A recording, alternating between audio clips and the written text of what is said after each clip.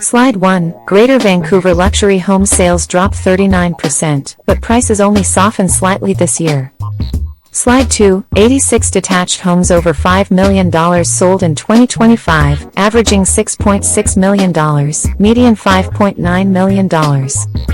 Slide 3. Ultra-luxury homes over $10 million dropped to 8 sales, compared to 14 last year.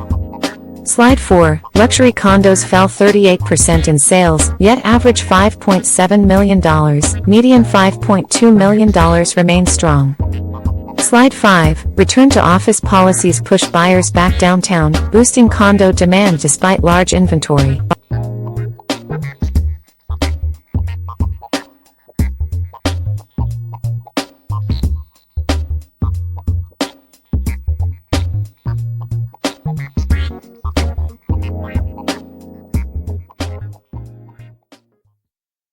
Wow.